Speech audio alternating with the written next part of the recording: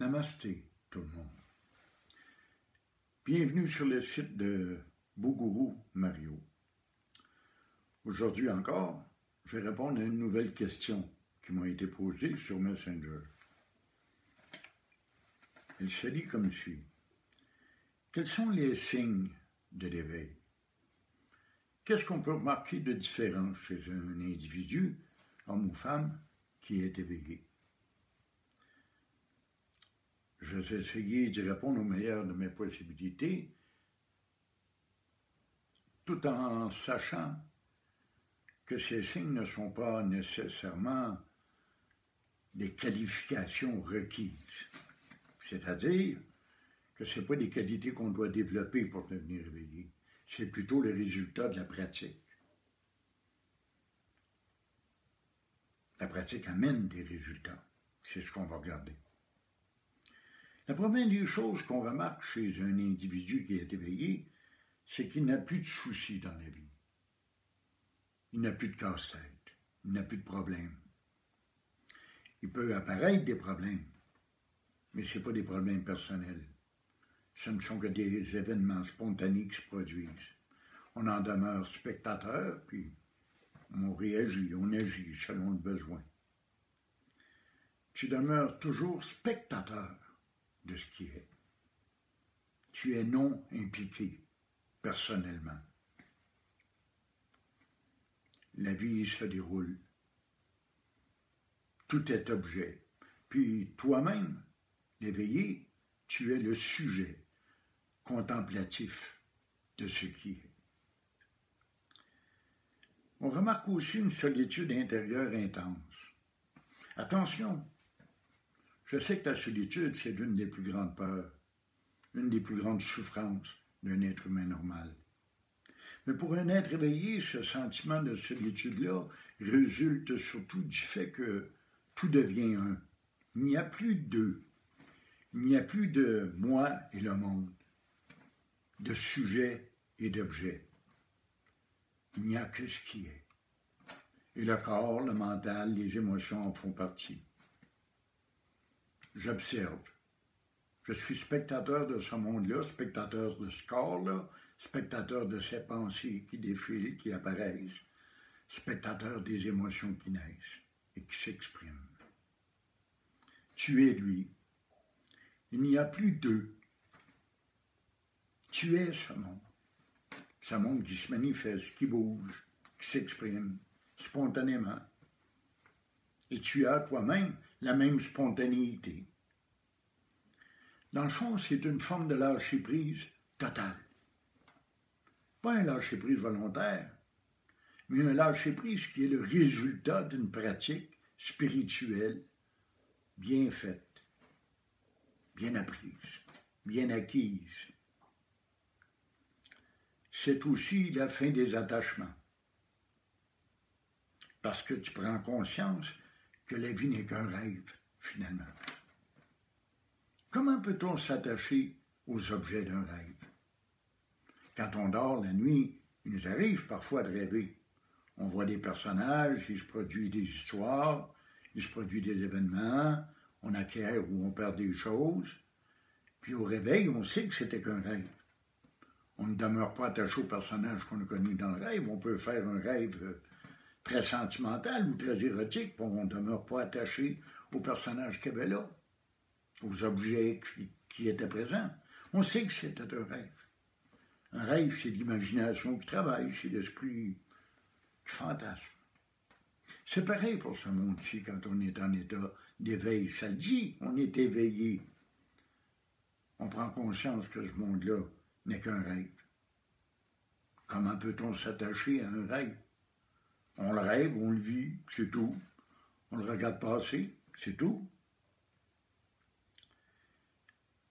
Il y a aussi un autre signe très perceptible, c'est que la personnalité se transforme radicalement.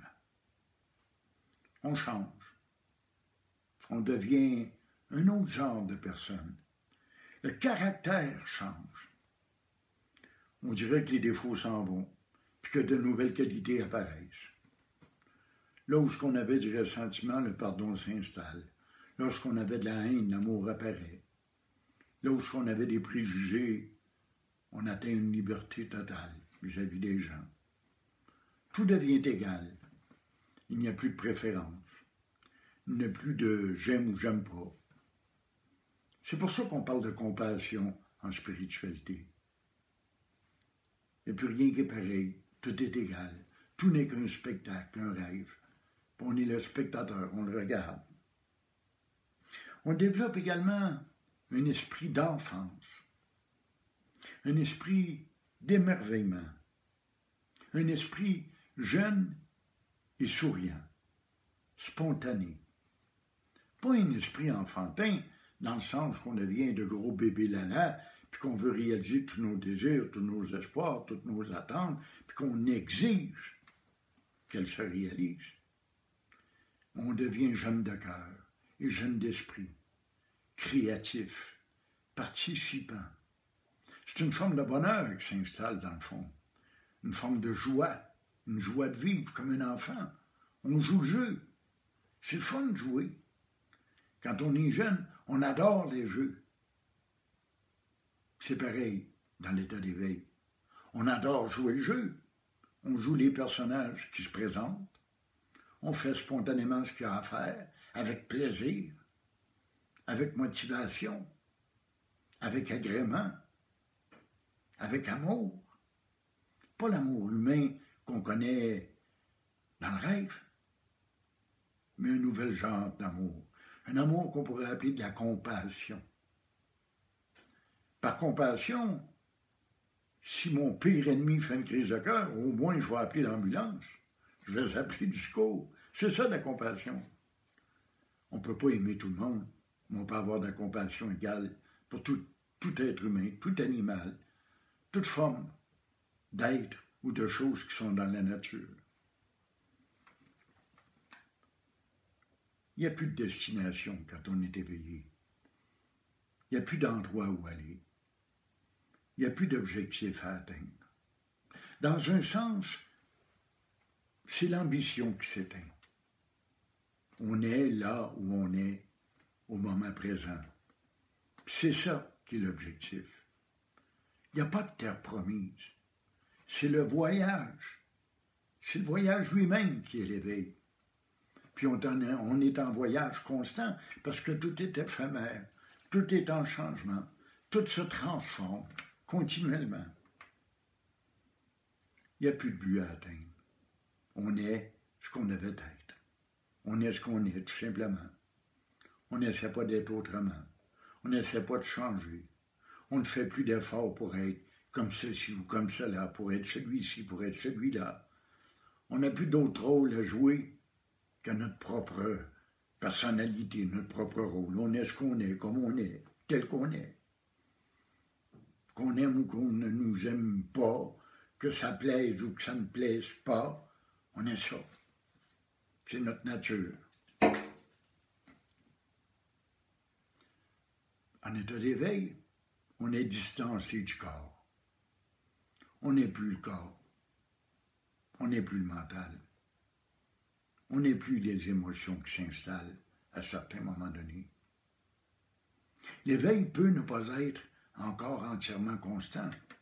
Il se peut qu'à certains moments, on se prenne pour le corps et qu'on souffre.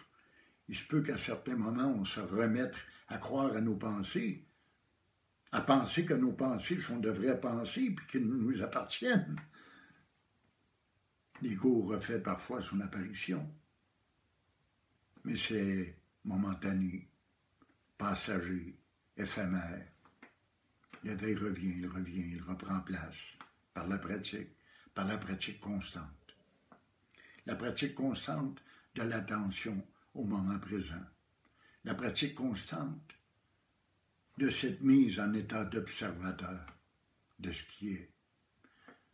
La pratique constante du rappel que cette vie n'est qu'un rêve. Dans le fond, en état d'éveil, on n'est ni heureux ni malheureux. Parce que les deux sont des extrêmes. Les deux appartiennent au mental et aux émotions.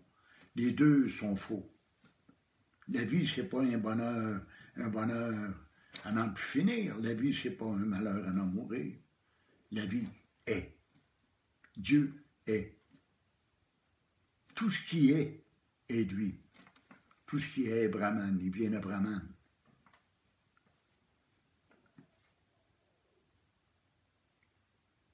Le bonheur et le malheur, ça n'existe pas. Ce qui existe, c'est la joie, la béatitude, la félicité. C'est ce qui existe pour de vrai. Ce que certains nomment la sérénité. Une espèce de paix qui s'installe. Un bien-être sans qu'on recherche le bien-être. Parce que dans la vie normale, quand on est bien, généralement on est bien, puis on se met à s'ennuyer, puis là on cherche le trouble. On est fait comme ça, les êtres humains. On n'est jamais satisfait, jamais content. On n'atteint jamais notre objectif. On court tout le temps après quelque chose, après quelqu'un. Mais en état d'éveil, on ne court plus. On est, c'est tout. C'est satisfaisant d'être. Quand on en fait l'expérience, on comprend bien. Cependant, il y a un danger à ça, à ce que je viens de vous dire, à tous ces aspects, à tous ces signes de l'éveil. Puis le danger, c'est de jouer le jeu, puis d'essayer d'agir en ce sens. D'agir comme quelqu'un qui est éveillé, d'agir comme un sage, comme un saint. C'est là qu'il y a le danger de décrire ce qu'est l'état d'éveil. Parce que ce n'est pas de changer notre comportement ou notre façon de penser qui apporte l'éveil. Quand bien même que je penserais positif, la vie ne change pas. Quand bien même que je penserais négatif, la vie ne change pas. Je reste quand même dans le mental. Quand bien même aurais-je toutes les qualités du monde, le monde demeure ce qu'il est, comme il est. Ça ne change rien. Ça va changer des petites choses. Les gens vont être plus contents, plus heureux parce que je suis plus fin, plus gentil, plus aimant, plus rempli de pardon. Mais je suis encore dans l'ego. Je suis encore dans le corps, dans les pensées, dans les émotions. Il y a un très, très grand danger à jouer à ce jeu. C'est pas par cette voie-là qu'on peut s'éveiller. Il faut commencer par s'éveiller, puis en s'éveillant, tout le reste vient de surcroît. Il est écrit quelque part, « Cherchez d'abord le royaume des dieux, et tout le reste vous sera donné de surcroît. » C'est un peu cette parole que je dois reprendre aujourd'hui. Alors, n'hésitez pas à m'envoyer vos questions sur Facebook ou Messenger au nom de Bogourou, B-O-G-O-U-R-O-U. Les toiles derrière moi, elles sont de moi, puis elles sont disponibles sur le site Artiste peintre, toile à vendre, Mario Martel. Ça me fait tellement plaisir de répondre à vos questions. J'aime ça, faire ça. J'aime transmettre ce que je connais. C'est un but que je me suis fixé. Pas un objectif à atteindre, mais tout simplement le désir sincère, honnête, de partager l'éveil. Vous savez, il y a deux types de réactions. Quand un homme découvre un trésor inestimable, le premier, c'est d'essayer de se remplir les poches, de se remplir les bras, puis de tout garder pour soi, égoïstement. L'autre réaction, c'est de faire la même chose, de se remplir soi-même, puis ce qui est en surplus, de le distribuer aux autres, pour que tout le monde soit bien, tout le monde soit heureux autour de nous. Eh bien, c'est ce que je fais. Je suis éveillé et j'essaye d'aider les autres à atteindre cet éveil fantastique. Alors, à la prochaine. Merci.